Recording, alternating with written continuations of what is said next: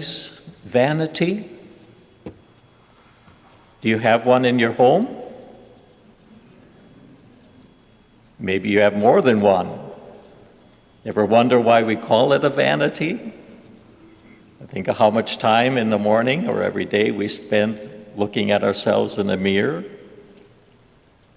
The book of Ecclesiastes, it quotes koheloth, and it's a term that means someone who is in a relationship to a congregation, a community, a teacher, and sharing from his or her wisdom that life is more than material possessions.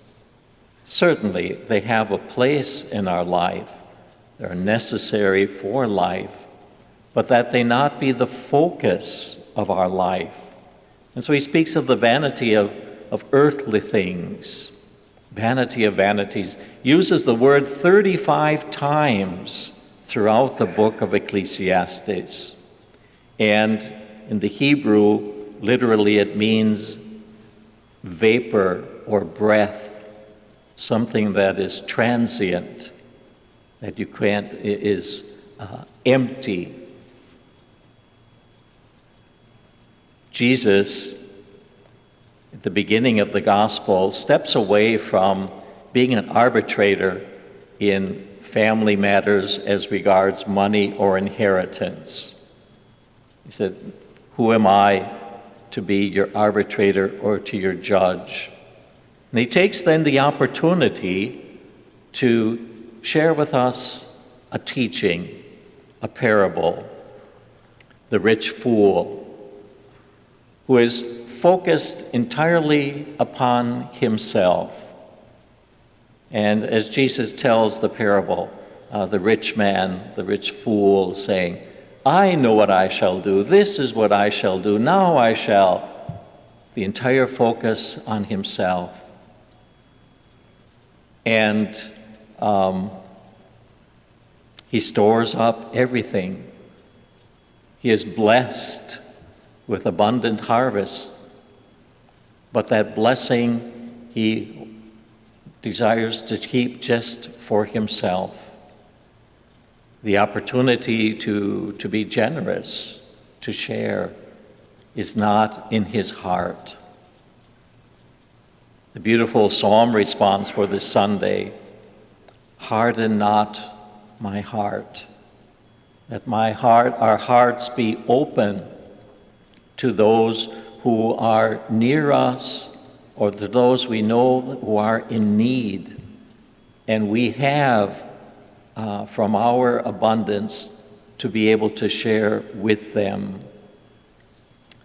Inheritances. This afternoon I'm going to be with my brother, and he's 2 years older than I. He's retired for a number of years. He and his wife, my sister-in-law, are doing a lot of traveling, a lot of things. He keeps telling his two boys, he said, we're using up your inheritance. Many years, both of them working and now enjoying their retirement. Nothing wrong with that, but that our hearts be open to others, our hearts be generous. So in that parable, the rich fool, as Jesus calls him, suddenly dies. That really isn't the focus of the story of Jesus, that a sudden death, but rather the focus is that daily challenge to live the gospel of Jesus Christ.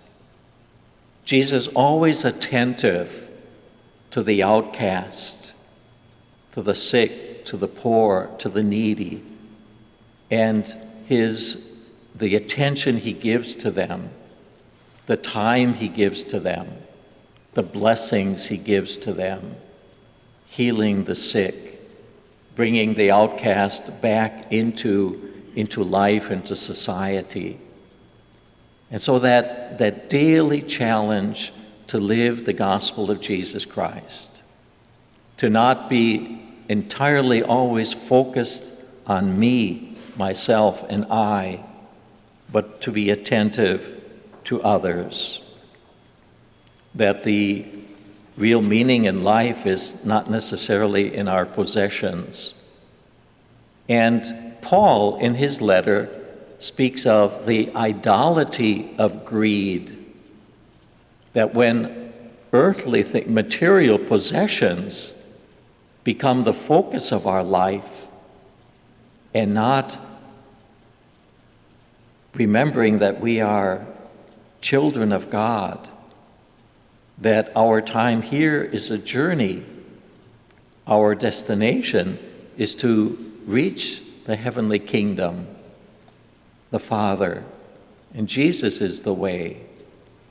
And so that how greed can become our material possession can become God's idolatry. The focus then, I think, for ourselves is that our hearts are open and our hearts are generous. That of the abundance that God has given us, we can be generous in sharing with others.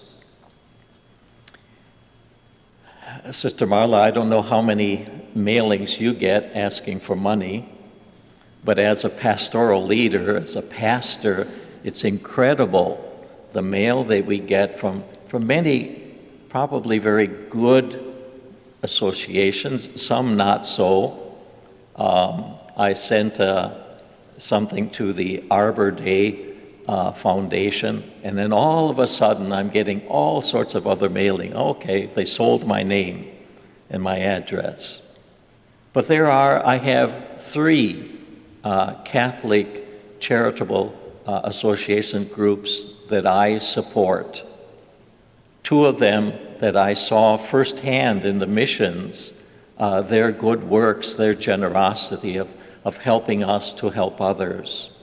And so those are the ones that I have chosen, my personal charities that I try to support throughout the year, so that the blessings I receive, I can be thankful for, and gives me then the opportunity to share with others. Vanity of vanities. If our hearts are open and our hearts are generous and our willingness to share, that is not a vanity.